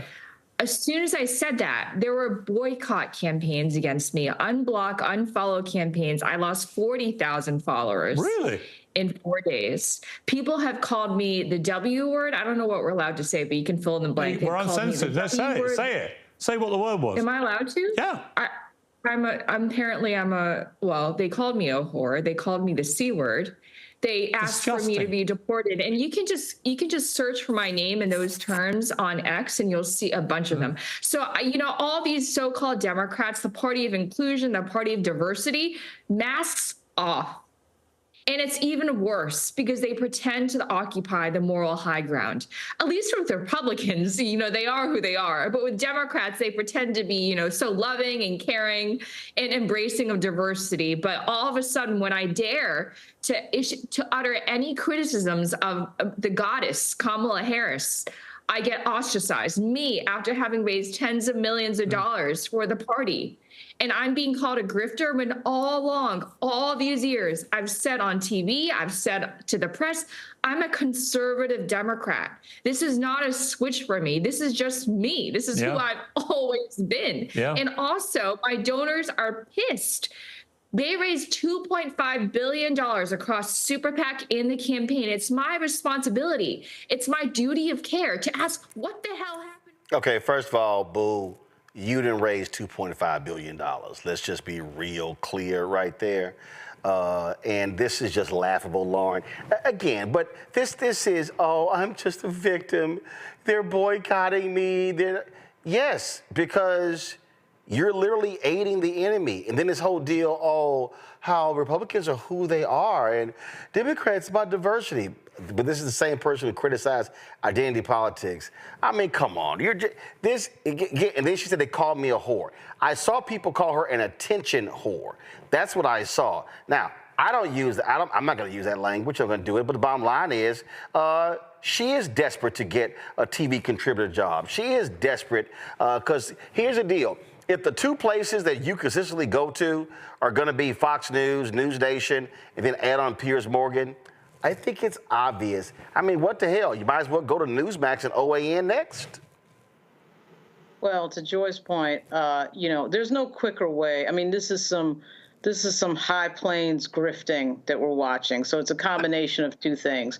There's no quicker way to get on television, particularly Fox, than to hate the group that you belong to, particularly if you're black. So if you go on and say, okay, I'm a black person that hates other black people and says a bunch of negative stuff about black people, they'll book you immediately.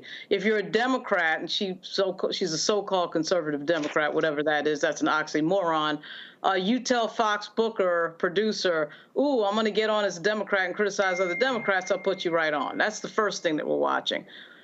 So, of course, she's trying to get a contributor's contract, and that's the pathway to that. The other thing we're watching is sort of a reaction to losing, a shocking loss. And people deal with failure in different ways. And you can see with Cenk Uygur and Joe Scarborough, it's kind of like a Stockholm syndrome type of thing. Well, my captor, I'm now going to try to be friendly with the people who've kidnapped me that are problematic. And so they've just sort of given up and thrown their hands up. And, you see people online like Mark Elias who's fighting, right? You see a lot of people who are fighting. But a lot of people, what they're trying to do is they're trying to be friends with the enemy. Some of that is just fear and cowardice. And some of it, I think, is strategery, political strategery. I'm going to, if you can't beat them, join them. The problem with all of that, of course, is that Donald Trump is a lunatic. This is not somebody that is just an opposing candidate in the same sense that we had, sort of like I say, in the Reagan years, or even Nixon or somebody like that. I mean, you played, even though Nixon was a dirty politician, there was still some rules there, I often think to myself, if Nixon was alive today, he would say to himself, really? I mean, this is quite interesting. At any rate, but Trump is on another level. These people are actually dangerous. I actually think there's a chance that they could collapse the government, when they get into power. That is not off the table. So a lot of these people have given into that, from Bezos to Joe Scarborough. It is really embarrassing to watch. It breaks their brand. This woman doesn't have a brand because nobody knew who she was. So this is kind of a desperate thing to sort of align yourself with the people you've been fighting against for so many years. It's really sort of pathetic to watch, and really you can never trust these people because what happens is when they meet a moment of great adversity and turncoat and lack courage, I mean, you can never trust an individual like that again. as opposed to the people that you do see fighting online in the party, in the Democratic Party right now against Trump, no matter what. And here's why, you know, when you listen to this sheer stupidity, Greg, you got to laugh at it. I recall a lot of people saying, oh, my God, this is it. We'll never see Trump again. He can't recover from this. It just can't happen. How many times did Biden run for president before he gets elected in 2020? So this constant attack on Vice President Kamala Harris, I'm not gonna say oh somehow it's gonna be a cakewalk that she can win the nomination, she can easily get elected. But this notion, this idea that she can't run again is just stupid. And if anybody paying attention to this whole deal, here's the other deal that idiots like Lindy Lee don't want to own up to.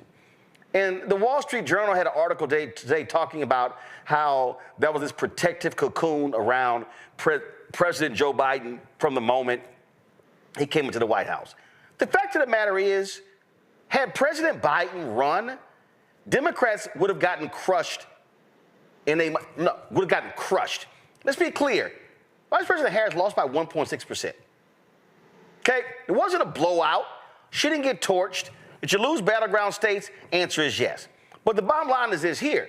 They also held Senate seats. They increased their margin in the House, and they would actually control the House if it wasn't for political gerrymandering in North Carolina. And so this is what's silly. And what a Lindy Lee won't say on Fox News as she's trashing Vice President Kamala Harris, the Biden campaign was out of money. They were broke. The money that the Vice President Harris raised when she jumped in saved their asses. Oh, you know there's video of Lindy Lee saying, oh my God, it would take me forever to raise $1 million. I raised $2 million in a week when Vice President Harris got in. So she had all these things to say. Now, if you want to break down what happened, then you do that. You look at some of the decisions made. You say, okay, did it make sense spending money on all these concerts as opposed to putting money on the ground? How about bringing up the New York Times article of black staffers getting together and saying, hey, you know, in Pennsylvania, in Philadelphia, we've got to create our own plan because headquarters is screwing this thing up. And they didn't tell them. Or what's happening in Georgia as well. Why is it that Lindy Lee, she's got so much to say about Vice President Kamala Harris, but she ain't got jack to say about Jen O'Malley Dillon and Stephanie Cutter and David Plouffe and Quentin Folks? That was the top 4 folks in the campaign. What about all of that? And so that's what I'll say. If you're a Democrat and you're pissed off that you lost, what you do is you actually say, let's assess what happened. What you don't do is you don't go into the enemy territory of Fox News and all of a sudden, and you're getting booked everywhere. And let's be real clear, before this election and after November 5th, didn't nobody know who the hell Lindy Lee was? Nobody. So Jamie Harris is absolutely right. And so if you want to figure out why you lost, that's what you do. But you damn sure don't do it by tearing down somebody who actually helped keep your damn party together after the debacle of the June 27th debate. Yeah, it was all a debacle. And again, these narratives are so absurd that to even spend any time on them, you have to do it because we are inundated with them. But again, I mean, it's not a broken record. We have to underscore this, especially now. This is the unmistakable, indelible, foundational importance of Black Star Network and these conversations. You know, make-believe has completely capsized the idiocracy that is the American electorate. You have a man who, if he completes a 4-year term, will be older than Biden is now. And then they talk about giving him another term. Where is the age issue now? There is no age issue. There wasn't an age issue with Biden. Forget his diminished capacity. Forget his diminished capacity. I'm saying that in service of this broader point. The Democratic Party is full of unforced errors.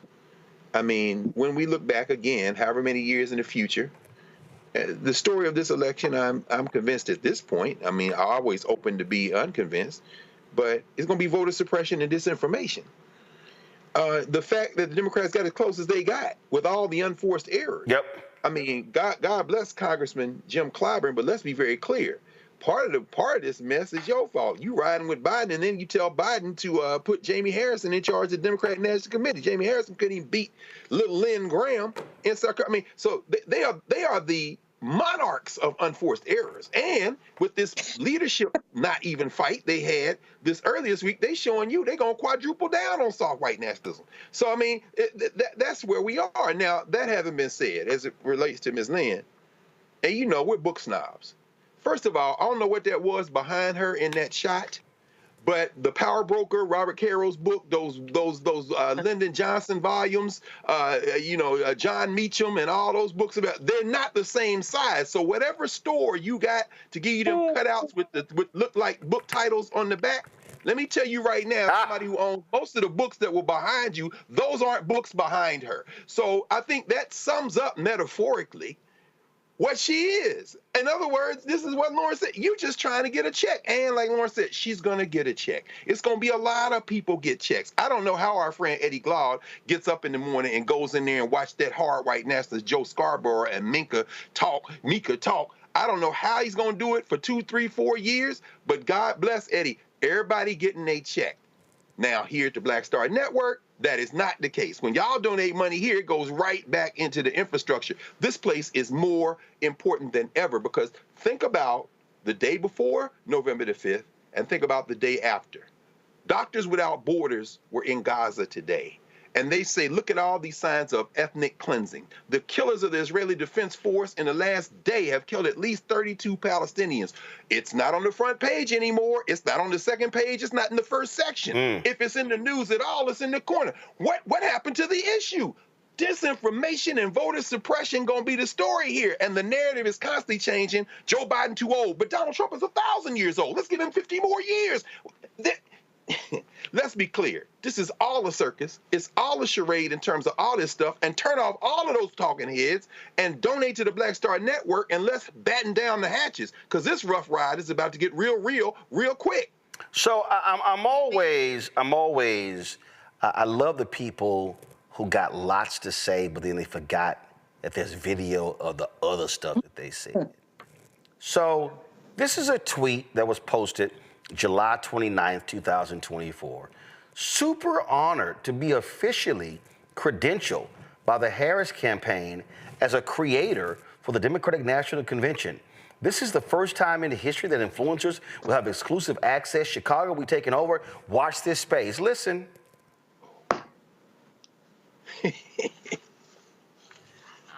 So excited to be one of the creators at this year's Democratic National Convention.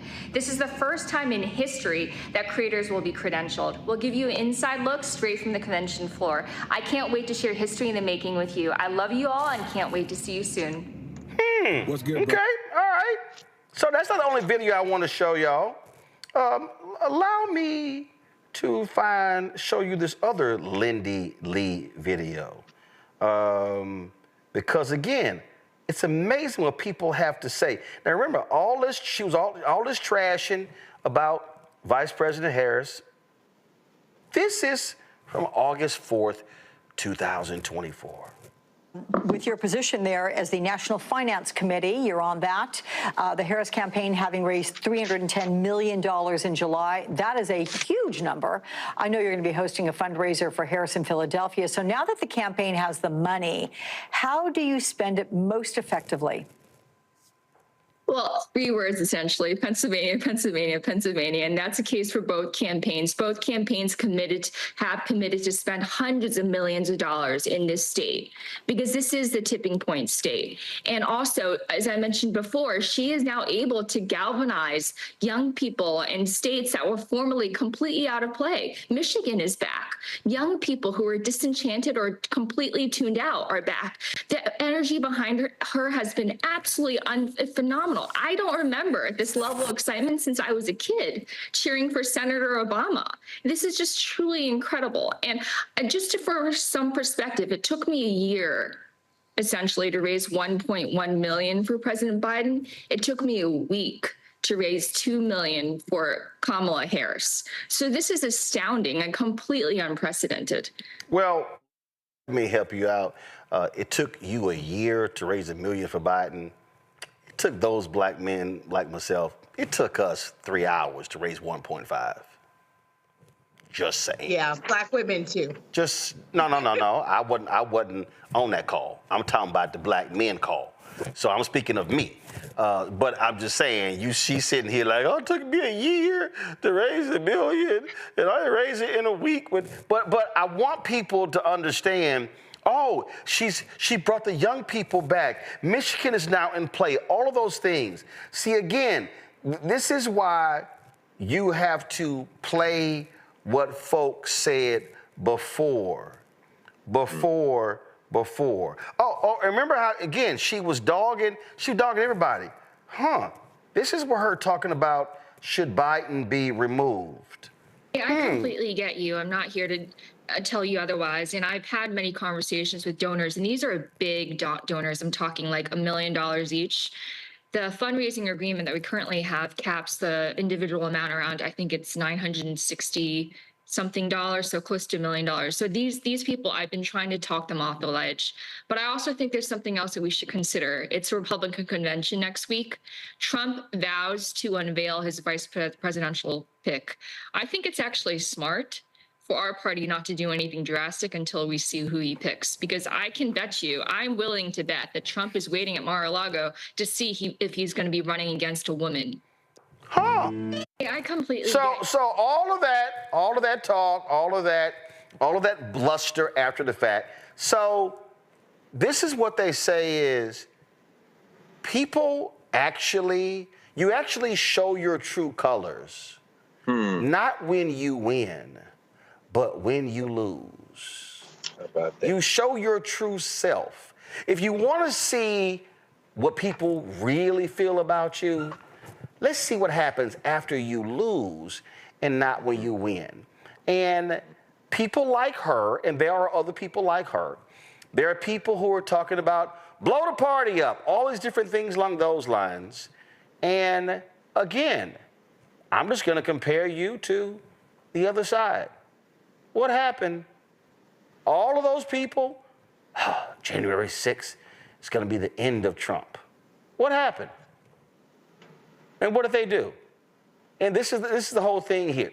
See, the real deal, she's talking about, Joy, she's talking about the border, and I'm a conservative Democrat, all these things. And she talking about, I can feel it, the excitement around Trump and the economy. Okay, knock yourself out. But the question is, what are your values? And when they begin to make decisions that are hurting people, then where are you going to be, little Lindy Lee? And if you want to lead the party, go and lead the party. But you know what this tells me? This tells me, Joy, she never had any credibility. She never had any fight in her. If you are so weak that after 2 or 3 days of television hits, you now ready to run, girl, bye. Yeah, I don't know anyone who even really knows her. So it's just so funny that she would be out there. This is clearly a person who says whatever is, the thing to say du jour, right?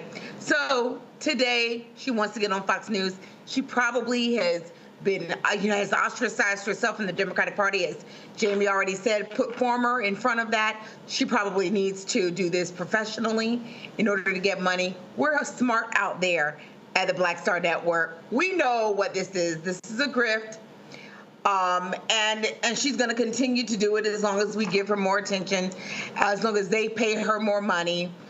There are lots of DNC members out there who are doing the right thing. If they see the party is going in the wrong direction, in their estimation, they're running for DNC vice chair, DNC secretary, DNC whatever. That's what we need. We need people who are willing to put themselves on the line and to step up to try to lead our party through this difficult period. And we don't do that by trashing each other. You stick together, you make your tweaks, and then you move on. Because as we've already seen, the Republicans are not better at this. They are a disaster, and they're going to prove that. We have to be ready when the American people come back to us? Listen, I think, Lauren, that after any loss, there should be an assessment of what happened.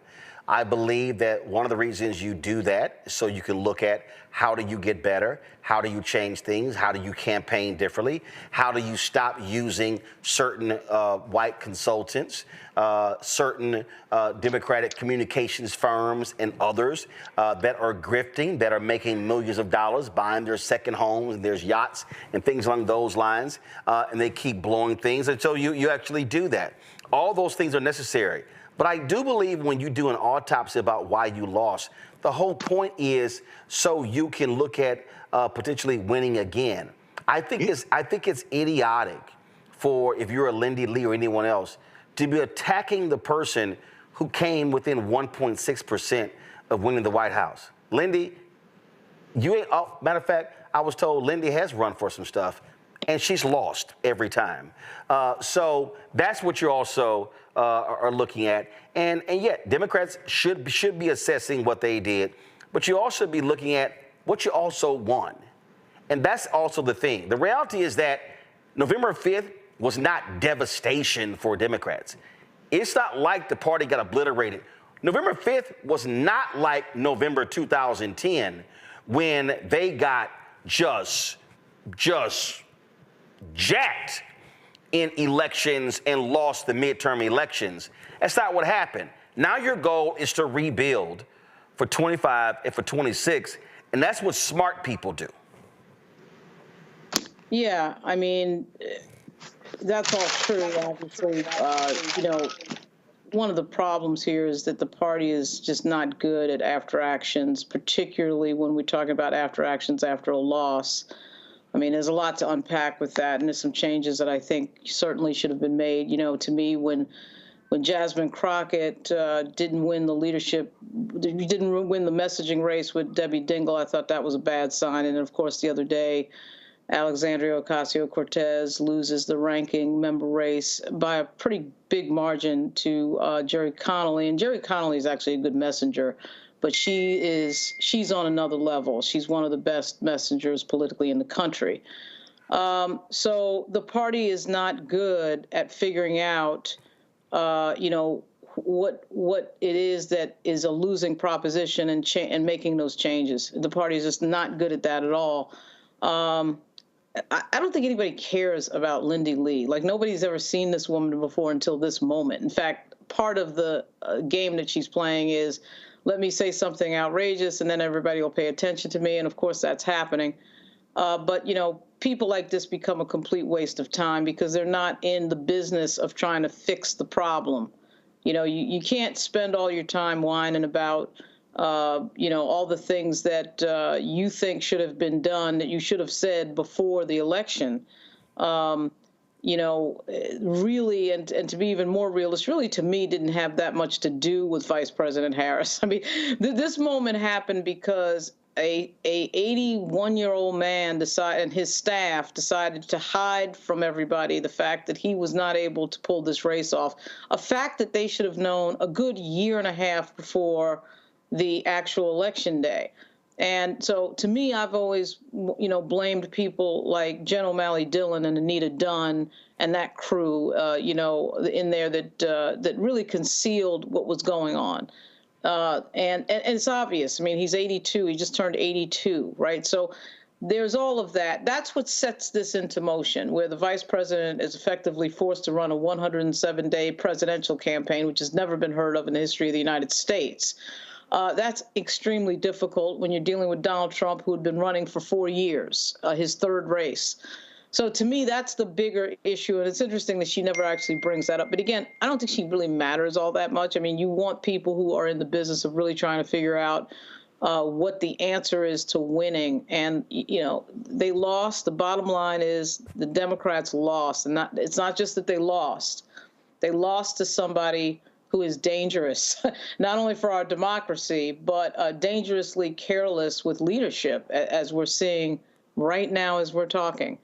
And I think the goal for African Americans, Greg, And this is the thing that people don't seem to understand. I love these yahoos, especially some of these people who are in the chat. Roland, you're a Democrat. Never self-identify as a Democrat. No, I'm black. I'm black. I speak to black interest. And when I look at parties, and when I look at people, I'm saying who speaks to the interest of black people.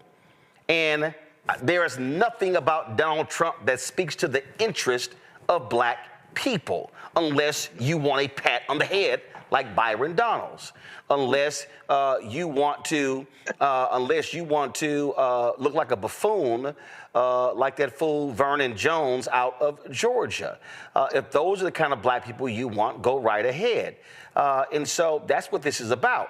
And so what I'm looking at is who speaks to the issues that black people care about. And I'm telling you right now, people are about to see for themselves. And matter of fact, a whole bunch of these FBA, B1, all these people who had so much smoke for Kamala Harris and Joe Biden, they about to see for themselves. You got Ed Bloom right now who said, he is going after the reparations bill. And hell, it ain't even reparations in New York. Absolutely. Kathy Hochul said, let's just do a commission. We suing.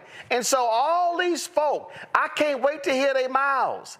I can't wait to, since they had so much smoke for Biden and Harris, okay, what y'all gonna say now? Brother, this is, we talk about things being unprecedented. We haven't seen this before. We've absolutely seen it before. Our ancestors were drug here and changed for all the foundational Black Americans, FB1, B1, whatever the acronyms are. I call them blackface nativists. If they really did know U.S. history, they would understand much more clearly that we have seen this before. You lynch and drown, you drown, maim, beat up, then kill and dump into the Tallahatchie River a 14-year-old boy from Chicago. And then your friends get on the jury and let you go. And then you sell your story to Life magazine for profit. We are now in the 1930s, 40s, and 50s, except now we have the internet and nuclear weapons, so there's much more at stake. Now, so we know how we organized at that point to resist, but that doesn't work anymore, in part because one of the things that desegregation did and integration did is erode a sense of solidarity politics that was able at least to prop up a nascent middle class in the black community, and in many ways in terms of a working class and the working poor, enable us to come together enough to push through at least some nominal gains in terms of legal rights. Now, what has changed since then, of course, deindustrialization, and now we're talking about the end of work as we know it, suppression of wages, all that as a backdrop from what I'm about to say now. When we talk about what we're facing and what our options and solutions are, it seems to me we've got to be a lot smarter than we've been. We are at a situation now where there are fewer students in the first-year class of African descent at Harvard Law School than there were in the 1960s. Yep. And when I went my first year of law school, my first semester, first year of law school, Ohio State University, out of about 300 first-year law students, there were 18 of us, 17 first-year students of African descent, and one brother who's now an ancestor, Sami Aish, who was Palestinian, who came with us. That was the Black Law Student Association. When I tell you, when I looked at those numbers, and I think it was 19 first-year law students out of about 600 at Harvard Law, Bloom and them boys ain't playing no games. And we have to understand, this isn't about Jay-Z or Stephen A. Smith. This ain't about Diddy or who's playing for this team or whatever. This is now about a fight for all the marbles, and they may very well destroy the United States of America. And I don't mean that it's going to kill all of us, but I'm saying, look, if Kamala Harris decides she wants to run and be the governor and run for the governor of California, if Buttigieg goes to Michigan and follows Big Gretch, I'm not sure that that's not a bad thing to consider. Why? Because federalism at this point is in the balance, and it could very well be that states' rights, which meant something very different in 1960 to us, may take on a different meaning with a Westmore in Maryland and with California and Michigan. We got to begin to think about this, Roland, again. I mean, this is time for us to step it up. And that's why, by Democrats breaking the supermajority of the Republicans in North Carolina matters. That's why 2025, making sure that Don Scott and the Democrats maintain the House in Virginia, so he remains Speaker of the House. Again, that's about power. That's why I said to black folks in Baton Rouge, those of you who stayed at home and allowed a black mayor to lose to a white football coach who had never run for office, and he is now in control of a billion-dollar budget, that's absolutely nonsense.